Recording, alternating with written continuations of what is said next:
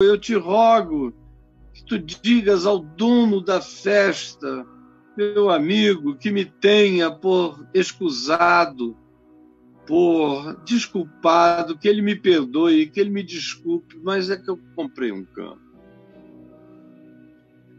A festa estava marcada há um tempão, mas ele comprou um campo e vai ver o campo e não vai para a festa e pede que se o desculpe. O outro disse, comprei 5 juntas de bois, o que era muita coisa, 5 juntas de bois. Era como quem compra uma quantidade enorme hoje em dia, vamos supor, 5 carros novos, e preciso ir vê-los. Todos eles, 5 juntas de bois, de carros, e vou experimentá-las, vou fazer um drive tour, vou dirigir, vou acelerar, vou ver se as máquinas estão boas, vou experimentá-las. Rogo-te que tu me tenhas por escusado, pede perdão por mim. O outro disse, e era uma resposta mais interessante, ele disse, eu me casei, por isso não posso ir. Acabei de me casar, embora o convite tivesse sido feito há muito tempo, ele tivesse aceitado, mas ele decidiu marcar o casamento justamente para aquela hora. Ele não queria ir, porque ninguém que tenha casado vai encontrar uma desculpa para ir a qualquer outro compromisso. É casamento, é lua de mel. Eu tenho uma demanda inexcusável acontecendo simultaneamente, de modo que esse aqui definitivamente não queria ir ao banquete, por isso marcou o casamento para acontecer em cima daquela data. Claro que ele não podia ir. Então, voltando o servo, o anunciador, tudo contou ao Senhor, que tinha preparado e oferecido essa festa, aos que ele julgava que eram os mais dignos, os que jamais escusar-se-iam, os que jamais diriam que não poderiam, e os que a priori já tinham aceito, dito, eu não vou faltar, pode marcar, contar comigo, eu estarei lá. E arranjaram todas essas desculpas. Marcaram coisas em cima do que eles mesmos já tinham feito compromisso a respeito. Então o servo contou isso. Ora, irado. Ele ficou irado, provavelmente, porque fosse gente que tenha dado tantas garantias. Tantas.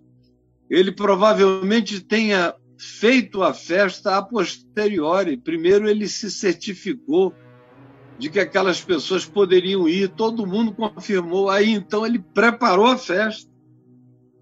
Por isso agora ele fica tão irado, porque é de uma inconsequência, de uma falta de consideração, de respeito, de amizade, de caráter, de hombridade, de tudo. Ele fica irado. Então ele disse ao seu servo, olha, sai depressa e vai para as ruas da cidade, bem no centro, downtown. Vai para as ruas, entra também nos becos, nas vielas, e traze para aqui os pobres, que em geral moram nas ruas apertadinhas dos centros das cidades, no mundo inteiro sempre foi assim, e também nos becos e nas vielas. Traze para cá os pobres, traze os aleijados, traze os cegos e traze os coxos. Eu acho esse grupo de pessoas que ele manda buscar extraordinário. Olha só, Vê se você enche uma festa que foi preparada só para gente classe A, gente que podia comprar campos enormes para fazer e construir fazendas ou condomínios, gente que tinha o potencial de comprar uma revendedora de carros, uma quantidade enorme de carros de luxo, e sair para prová-los, experimentá-los no mesmo dia, ou um cara que tem a capacidade de fazer um super casamento em cima da mesma data com a qual ele havia se comprometido. Então, em contraposição a esses indivíduos, que a priori eram os que tinham aceitado o convite, dito que não faltariam por nada e que estariam lá, aí ele substitui essa moçada aqui, dessa grandeza, dessa ordem, por gente das ruas e dos becos, das vielas, e disse: traze para aqui. Aqui é dentro da casa dele, é o lugar, é o salão, é o lugar do banquete, é o lugar de mais luxo que ele tinha, onde ele daria essa festa maravilhosa. Tudo preparado, traze para aqui. Aí ele diz: os pobres. Pobre cheira mal. Usando uma palavra que a minha mulher, por exemplo, não gosta de usar, que ofende os ouvidos dela, mas é a melhor palavra para descrever a ocorrência. Pobre fede. Lá vem o pobre do pobre, fedido, mal arrumado, sandália, sapato furado, roupa rasgada, poída, nem sempre limpa. Lá vem os pobres. E aí ele diz aqui a descrição de quem é que ele mandou chamar: os aleijados. Você já imaginou isso? Aquele monte de gente de muleta, naquele tempo não tinha cadeira de rodas, ou então se arrastando pelo chão, que era mais comum. Eu ainda nasci num tempo em que cadeira de rodas era uma raridade. Quem não aprendia a andar de muletas, e não era todo mundo que aprendia, arrastava-se pelo chão. Eu ainda vi na minha terra, em Manaus, no centro da cidade, dezenas de pessoas, pobres e aleijadas, se arrastando pelo chão. Meu pai era aleijado, mas andava de muleta, com muita elegância no andar, que você quase não percebia. Mas a maioria dos aleijados se arrastavam. Pobres, aleijados e cegos. Cego demanda outras pessoas que vejam, ou entra se arrastando, tocando nas paredes, pegando nos lugares, ou com pequenas varas para sentir as distâncias. Vocês sabem como é. E naquele tempo, há 2000 anos atrás, imagina como era a vida de cego. Chama os cegos. E chama também os coxos. Esses sim, a palavra já diz, eles cocheiam. São aqueles que andam com uma dificuldade enorme, têm deficiências, diminuições nas pernas, às vezes tortuosidades, que fazem o caminhar dificílimo. Chama esses. Depois ele disse ao servo, o servo disse, chegou da rua e disse: Senhor, está tudo feito como tu mandaste e ainda sobrou lugar na festa. Os pobres, os aleijados, os cegos e os coxos da cidade não foram bastante para encher o salão, sinal de que ele tinha convidado uma quantidade enorme de pessoas. Esses três aqui representavam, quem sabe, grupos imensos que viriam junto com ele, suas famílias, todos aqueles que eles quisessem trazer. O fato é que, mesmo enchendo o lugar, com os pobres, os aleijados, os coxos e os cegos da cidade, ainda tinha sobrado muito lugar. Então disse o Senhor: sai pelos caminhos, vai para fora da cidade, pelos caminhos escuros, entra nos atalhos, naqueles becos nos quais ninguém entra mesmo, os atalhos, aonde estão os que ninguém quer ver. Entra e obriga. Agora a palavra é obriga. Se o cara não quiser vir, você traz no peito e na raça. Diz que é uma festa obrigatória. Diz que é uma graça imposta. Diz que é um favor imerecido, mas também pré-determinante. Diz que é uma eleição soberana. Diz a eles que eles foram escolhidos com vontade ou sem vontade para participar da festa do reino de Deus. Vai e diz a eles, e obriga a todos a entrar para que fique cheia a minha casa. Eu acho essa frase extraordinária. Obriga todos a entrar para que fique cheia a minha casa. Obriga todos a entrar. Vai, porque agora trata-se de uma era na qual a salvação se derrama independentemente da consciência do protagonista ou daquele que venha a ser eleito. É uma salvação absurda. Aqui manifesta-se a total ausência de mérito. Ao contrário, eles ainda entram obrigados.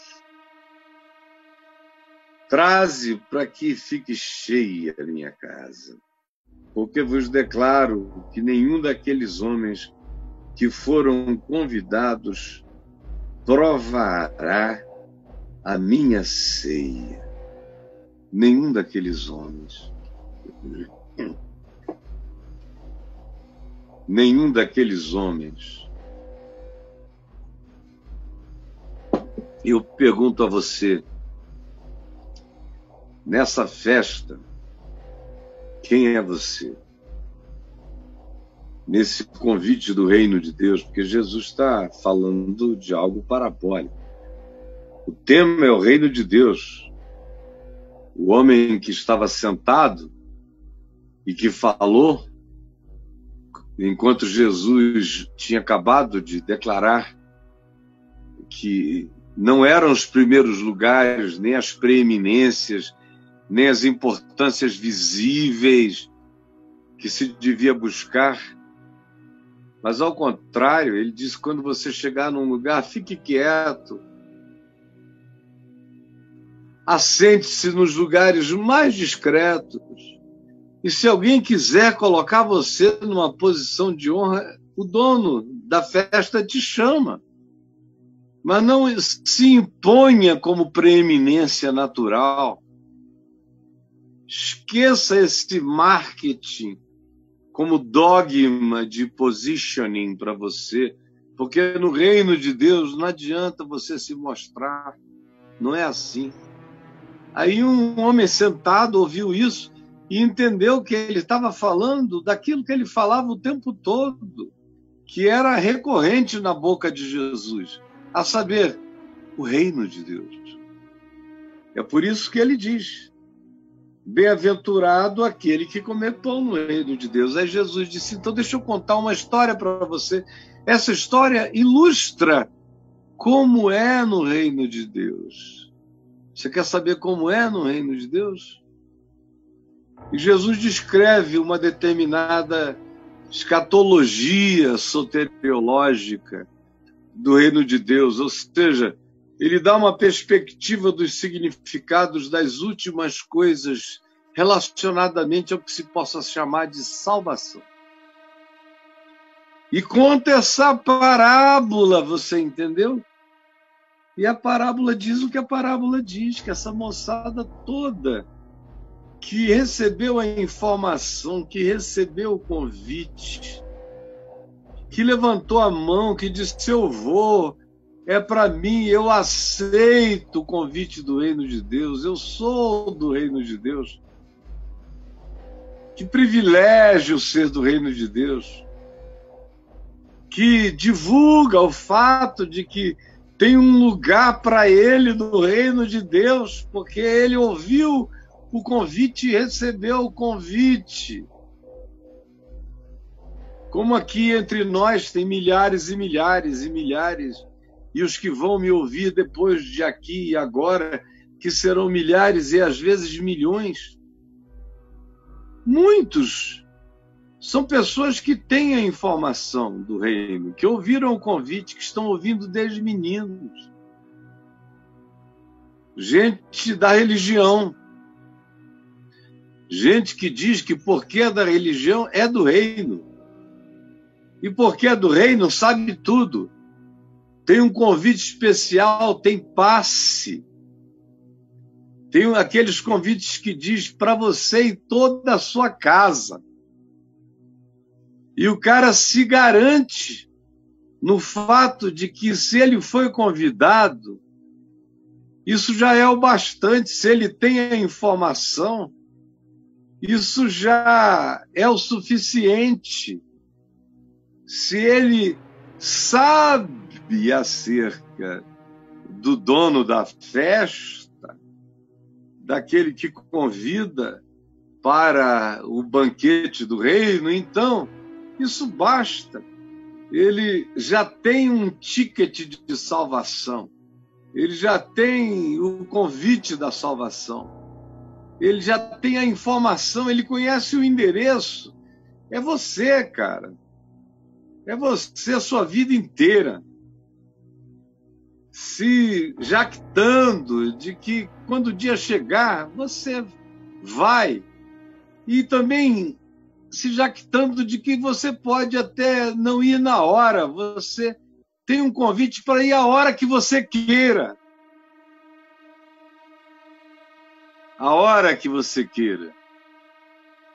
Você foi ficando tão presunçoso,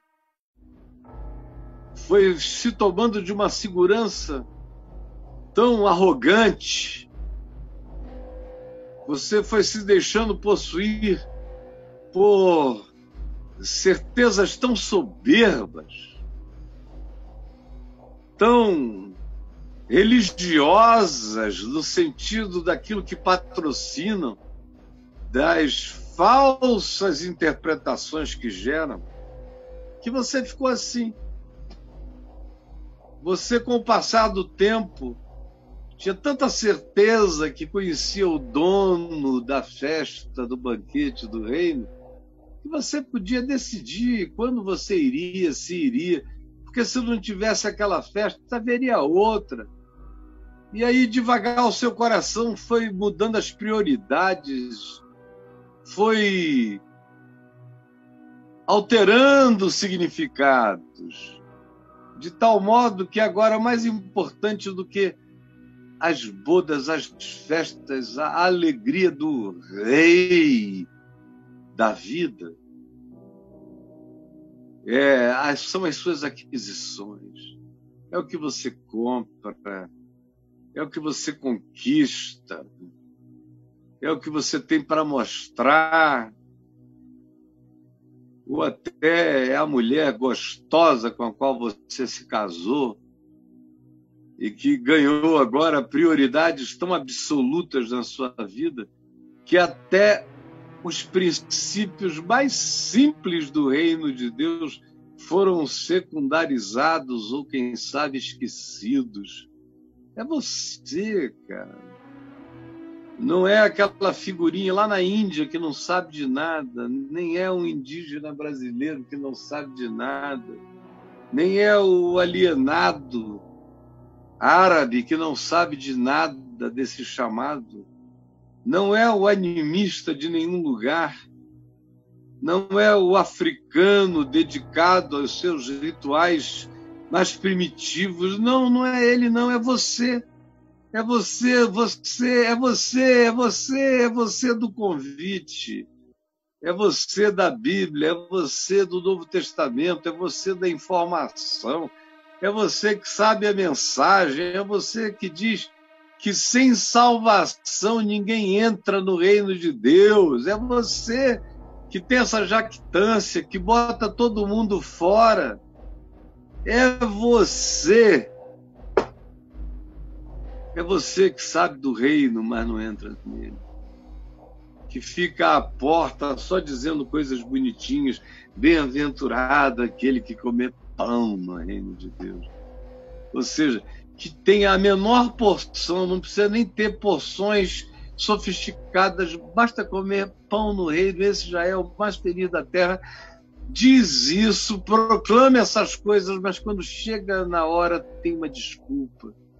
Tem prioridades que tomaram o lugar do significado do reino, como eu estou vendo acontecer com milhões e milhões de cristãos no mundo inteiro, que estão preferindo outras coisas, dando lugar a outros significados.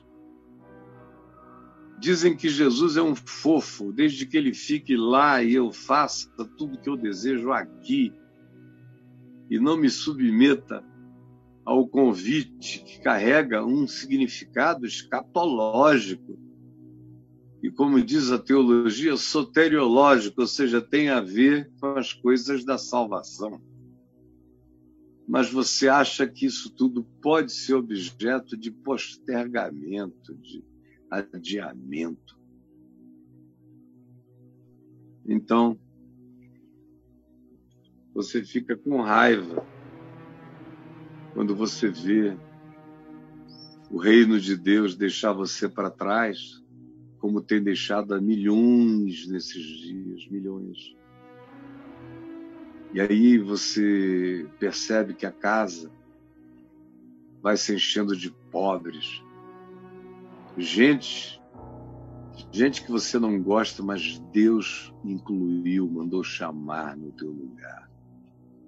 Os pobres, todos esses que você abomina, os pobres.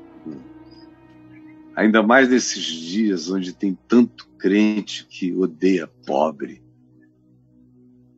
São todos filhos da teologia da prosperidade, que deram lugar primeiro ao campo, aos carros, às festas pessoais, às glórias, aos casamentos caríssimos, mas odeiam pobres. Eles odeiam pobres, aleijados, cegos e coxos, essa gente de quem você foge, se desvia. É esse pessoal que entrou no teu lugar, tomou o teu lugar. E você está fora, irmão. Você está fora. Você inverteu as prioridades do reino de Deus e dançou. O Senhor ficou irado com você que cultuou coisas e abriu mão da grande, sublime oportunidade, abriu mão do extraordinário convite e se alegrou em posses e bens e esqueceu o tesouro eterno. Agora, ele pertence a pobres, a aleijados, a cegos e a coxos.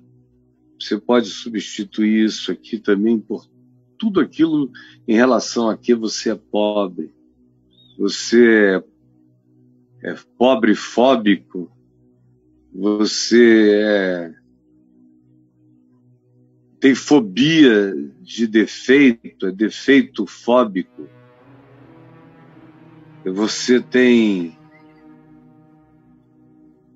repugnância por tudo aquilo que não se apresenta com as caracterizações da normalidade bela ou da completude física, como é o caso de cegos e coxos. Eles estão dentro, o pessoal em relação ao qual você é fóbico. E tem um pessoal em relação ao qual você é fóbico que está dentro mesmo. E você odeia isso, fica com raiva. Fica com raiva. Porque o pessoal dos caminhos e dos atalhos que foram obrigados entraram na casa. Você não gosta das prostitutas, das meretrizes, é o pessoal dos caminhos escuros. É quem transa nas muralhas escuras, nas pilastras estranhas, nos lugares onde só visita aquele que está querendo uma coisa escusa. Tem prostituta, tem gays, tem o time LGBT inteiro que você detesta e que foram obrigados a entrar. Obrigados. Foram lá e eles disseram, não, a gente não merece. Como eu ouço todo dia, um monte de gente em relação a qual você é totalmente fóbico. Você e sua igreja inteira entrando no reino, entrando. E alguns desses que vão entrando vão dizer, não, eu não mereço, eu não mereço, quase que se defendem da graça. Eu não, pastor, eu não mereço. Desculpa, acho que o convite foi feito errado, e eu vou e digo, não, é para você mesmo, vem cá, meu filho. E vou empurrando para dentro, porque eu aqui estou como esse servo que convida. É o meu papel há muitos anos, é ser esse servo que convida. Eu já convidei muita gente rica, poderosa, cheia de moral, gente de igreja, gente que com o passar do tempo foi deixando o evangelho de lado, foi priorizando os seus campos, os seus carros, os seus casamentos e as suas festas. Foi invertendo significado, foi amando os primeiros lugares e foi ficando distante do reino de Deus, sem nem dar-se conta, nem perceber, até que chega a hora, quando eles pensam mais uma vez que eles podem marcar a hora, eles aprenderam uma teologia que diz que Deus está submisso a eles. Eles é que marcam a hora, eles é que determinam, eu determino. Eles é que dizem quando é o Kairos de Deus, o tempo da oportunidade. Na hora que, segundo a programação neurolinguística deles, eles gritarem, determinarem e afirmarem, essa é a hora em que o milagre vai acontecer. Foi isso que eles passaram a crer. O evangelho deixou de ser soberania de Deus e passou a ser soberania do homem, passou a ser determinação do homem, passou a ser outro evangelho. E você do outro evangelho, você que acha que Deus deu a você a prerrogativa de determinar a hora das coisas, você está fora, bicho. E eu estou te dizendo, como quem conhece o dono do reino e da festa, você está fora, meu irmão. Você deixou as coisas se inverterem a tal ponto que o cego é você, o coxo é você, o aleijado é você, o pobre é você. É você, pobre, cego, infeliz e nu. Fora. Sem perceber. Laodicense. Filho da igreja de Laodiceia. Você é esse laodicense que está fora. Você me compreende? Eu vim aqui para te dizer isso. Você está fora. Dentro estão todos os que você não podia imaginar. E eu estou vivendo para ver esse tempo e essa hora, em que os convidados iniciais, em relação aos quais eu dou testemunho, porque eu mesmo fui convidá-los nessa geração, eu fui um dos que mais convidou gente do primeiro tempo, gente da primeira oferta, gente da primeira hora. Eu fui um dos que mais convidou gente, que me deu a garantia de que viria. E eu procuro e não vejo mais. Todos foram noutra direção, inverteram os significados do reino de Deus, e agora eles estão escandalizados. Tem uns até que me odeiam também, porque sou o servo, quem vai chamar, quem vai cumprir a ordem do Senhor da festa eterna. E eles ficam com raiva até de você depois, porque acham que você tinha que ter voltado na casa deles 1000 vezes, implorado, até eles entenderem, porque o Senhor mandou e você cumpriu a palavra dele, foi na direção dos becos, das vielas, das ruas, dos caminhos escuros, dos lugares pelos quais ninguém passava, e obrigou pobres, aleijados, coxos, cegos, prostitutas, pecadores, gente considerada de todas as matizes a serem objeto de repugnância, sim, praticamente obrigando-os, eles dizendo eu não. Alguns achando que aquilo era um absurdo, que houvesse graça, que houvesse perdão para eles, como todo dia eu digo para uma multidão que diz, mas para mim não é possível que seja verdade esse convite, Caio. E eu digo, é para você, a graça para você, há perdão para você, o convite está estendido a você. Tanto faz quem você seja. Essa é a hora em que a graça de Deus, o Evangelho, está obrigando até aqueles que dizem eu não posso, eu não me permito, de tão fétido, de tão imundo que eu me tornei, de tão estranho, até meu pai e minha mãe não me querem em casa. Meus amigos de infância não me reconhecem. Ninguém a quem um dia eu amei me ama hoje. Eu não mereço ir para esse lugar e você está dizendo que eu tenho que ir. E eu lhes digo que não só eles têm que ir, mas eles estão obrigados a entrar. Eu vejo ateus dando risada quando eu digo, tanto faz se você conhece a Deus, a única coisa que importa é que Deus sabe quem é você e sabe onde você mora. E eu vim aqui dizer que você está obrigado a entrar na festa. E uma quantidade enorme de outros.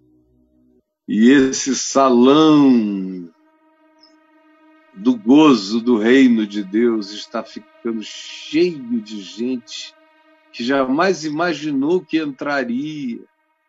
E eles estão se sentindo confortáveis nesse lugar. Cada dia mais se sentindo amados e acolhidos, enquanto você, que é filho, neto e tataraneto de gente que sabia da informação, está de fora. Está de fora, meu irmão. Pode ficar com raiva de mim à vontade. Eu vim aqui para dizer que tem um bocado de gente que estava fora e que agora está sendo obrigada a entrar. E tem um bocado de gente que estava dentro e que agora não entra mais. Eu espero que você ouça essa palavra. E se você quiser conversar comigo sobre isso, aqui no Papo de Graça você consegue. Você consegue, daqui a pouco eu vou dizer como. Agora eu peço apenas a Ti, Jesus. que me enviaste, que me mandaste, que me comissionaste, que me deste a palavra a ser dita, e ela está sendo anunciada tanto a uns quanto a outros, por inteiro e por completo. E muito obrigado por me deixar fazer parte dessa era, desse tempo de juízo, desse tempo onde quem era deixa de ser, e quem não era passa a ser. Nesse tempo em que aqueles que se sentiam dentro, e se jactavam de serem donos dos lugares, ficarão de fora. Nesse tempo no qual aqueles que estavam definitivamente fora são constrangidos pela tua graça, pelo teu perdão a entrarem. E muito obrigado, porque eu estou aqui carregando essa mensagem, fazendo parte dessa hora, desse tempo de crise. Agora, derrama a luz sobre todos. É o que eu te peço. Em nome de Jesus. Amém e amém.